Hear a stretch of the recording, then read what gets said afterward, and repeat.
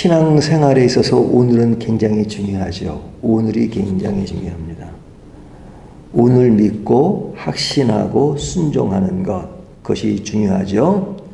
예전에 열심히 믿었다거나 또 앞으로 믿을 것이라는 그런 말, 과거와 미래를 얘기하지만 그 과거와 미래가 오늘이 없는 가운데 이루어진 것이라면 홍수표에 불과합니다. 그래서 우리가 시편 23편을 볼 때 현재형으로 되어 있잖아요. 여호와는 나의 목자시니 내게 부족함이 없다. 현재형입니다. 예를 들면 과거로만 예전에 여호와는 나의 목자셨는데 나의 부족함이 없었습니다 라고 말하면 과거의 신앙도 중요하죠. 하지만 그것은 무엇을 전제로 하냐? 오늘 내가 믿는 것을 전제로 하는 거예요. 내가 믿을 때 과거의 신앙은 아름다운 것입니다. 하지만 오늘 믿지 않으면서 과거에 여호와는 나의 목자셨습니다. 그래서 나의 부족함이 없었습니다. 그게 현재는 아니란 말이죠. 그 의미가 없어요. 또 지금 믿지도 않아요. 앞으로 여호와는 나의 목자가 되실 것입니다. 성경은 이렇게 얘기하지 않죠. 그러니까 신앙의 과거와 미래는 중요합니다. 하지만 그것은 오늘을 전제로 할 때 아름다운 것입니다. 오늘 믿지 않으면서 과거에 내가 옛날에는 잘 믿었는데요. 옛날엔 봉사도 많이 하고 옛날에는 교회도 열심히 다녔어요. 지금 안 다니면 무슨 의미가 있어요? 지금은 안 다녀요. 지금은 너무 바쁘고 믿기가 힘들어요. 하지만 나중에는 믿을 거예요. 그 의미가 없단 말이죠. 신앙은 현재가 되어 있을 때 과거나 미래가 아름다운 것이다. 그러나 현재가 없으면 과거, 미래도 아무것도 아니다 라는 말씀입니다. 그러면 신앙의 과거와 미래는 어떤 의미를 가지고 있는 것이냐? 과거라고 하는 것은 우리 신앙의 역사, 즉 하나님이 하신 일들을 보여주는 거죠. 과거의 일이라고 하는 것은. 그래서 오늘 본문에 보면 모세는 가나안 땅을 앞에 두고 이 세대들에게 1세대들이 보여주었던 하나님의 역사를 알려주면서 그 하나님이 지금 하나님이심을 알리는 겁니다. 오늘 본문의 말씀이 그거예요. 자, 가나안 땅을 앞에 두고 지금 모인 사람들은 누구라고요?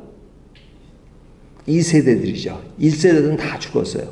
2세대들에게 1세대들은 끝난 것이 아니라 1세대들에게 하나님이 보여주셨던 그 능력, 그 역사, 이것을 지금 모세는 다시 한번 그들에게 알려주는 겁니다. 그러니까 이미 지나갔지만 하나의 역사잖아요. 그 역사를 알려주면서 그 하나님이 지금 너희들에게도 임하고 계시다 하는 겁니다. 그럼 과거에 어떤 역사가 있었느냐? 애굽 땅에서 하나님이 하셨던 10가지 재앙. 10가지 재앙은 왜 재앙을 내렸어요? 애굽 바로 왕이 이스라엘 백성을 내어주지 않으니까 10가지 재앙을 통해서 내어주도록 만드셨죠. 그 일이 놀라운 일이잖아요. 10가지 재앙 일들. 그리고 애굽으로부터 나와서 광야에서 인도하셨습니다. 5절을 보면요. 주께서 40년 동안 너희를 광야에서 인도하셨거니와. 자, 애굽으로부터 나온 과거의 사건, 추억일 뿐 아니라 역사죠. 그리고 광야에서 하나님이 인도하셨습니다. 그 광야에서 만나와 메추라기를 먹이신 그 일 외에도 어떤 일들이 벌어졌느냐. 5절을 다시 보면요. 너희 몸의 옷이 낡아지지 아니하였고 너의 발의 신이 헤어지지 아니하였으며. 40년 동안 그들이 농사를 짓거나 또는 가공을 하거나 옷을 만들거나 그럴 여유가 없었죠. 그런데 하나님께서 그들에게 만나와 메추라기 외에도 불기둥과 구름기둥으로 함께 하셨고, 그리고 실생활에 있어서는 너희 옷이나 신발이 닳지 않도록 하셨다는 거예요. 그렇지 않으면 그냥 그 1년의 보급품으로 하나씩 줘야 되는데 그러면 얼마나 많은 것이 필요하겠어요. 근데 이스라엘 백성들은 지금 가나안 땅에 들어가기 전에 그냥 그것은 뭐든지 이렇게 이렇게 안정된 정착된 것이 아니었단 말이죠. 근데 하나님이 그들에게 옷이 헤어지거나 신발이 닳지 않도록 하셨다. 이렇게 이야기하는 겁니다. 그러니까 과거의 역사를 보여주고 있는 거죠. 그 역사 속에는 하나님의 능력이 포함되고 있습니다. 그 기간 동안 이스라엘 사람들에게는 6절을 보면요, 너희에게 떡도 먹지 못하며 포도주나 독주를 마시지 못하게 하셨으면 주는 너희의 하나님이 여호와이신 줄을 알게 하려 하심이니라. 이스라엘 백성의 광야 생활이니까 거기에서 뭐 떡을 먹지 못하거나 포도주를 마시지 못하는 것, 이것은 광야 생활이니까 그런 것을 마음껏 누리지 못했어요. 하지만 이 속에서 그것을 먹지 못하지만, 농사 짓지 않지만 하늘에서 뭐가 내려왔어요? 만나가 내려왔고, 고기 달래니까 메추라기를 보내주시고, 이것이 하나님의 능력을 체험하겠다. 그러니까 그곳에서 포도주나 그 다음에 떡을 먹지 못한 것이 그렇게 원통한 일이냐? 그렇지 않다는 거죠. 그러니까 이 광야 생활이라고 하는 것은 굉장한 겁니다. 뿐만 아니라 광야 생활에서 어떤 일이 벌어집니까?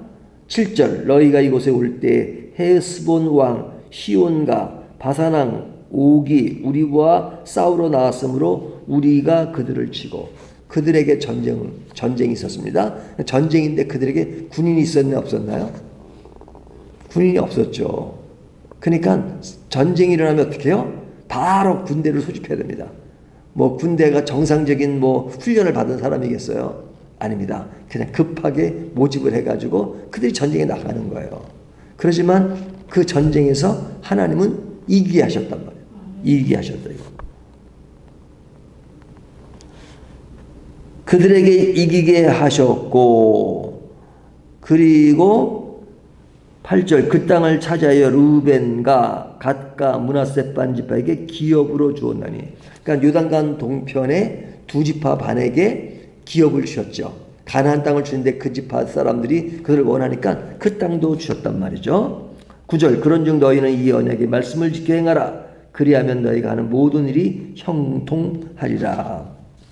그러니까 이 모든 일들을 과거에 하나님이 전쟁을 이기게 하셨고 기업을 주셨다.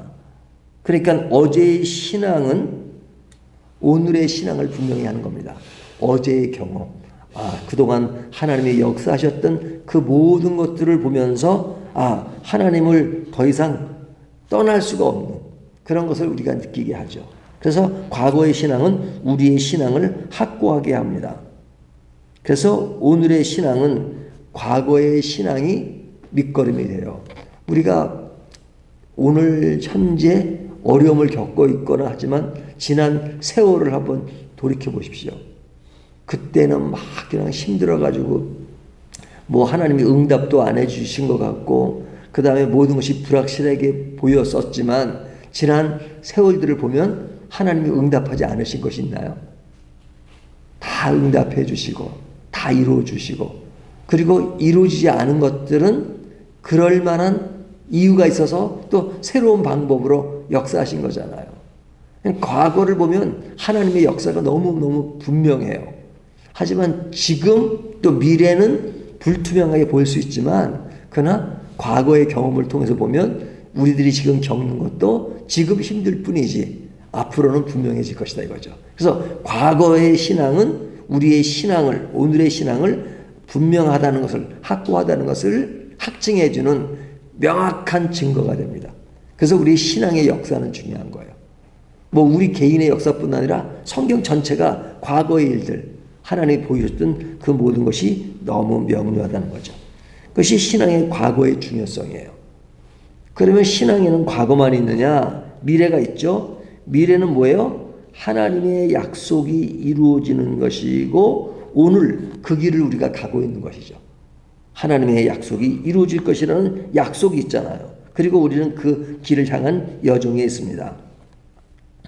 하나님의 언약의 가치는 오늘 듣는 자에게 주어지는 겁니다. 그래서 그 미래가 있지만 그 미래를 믿지 않는 사람에게는 별로 의미가 없어요. 믿어야 돼. 그래서 오늘이 중요한 것은 그 믿는다는 것을 전제로 하는 겁니다. 10절을 보실까요? 오늘 너희 곧 너희의 수령과 너희의 지파와 너희의 장로들과 너희의 지도자와 이스라엘의 모든 남자와, 여기 보면 제 시작이 어떻게 돼요? 오늘 너희 곧 오늘이 중요해요. 오늘 너희가 어떻게 되느냐.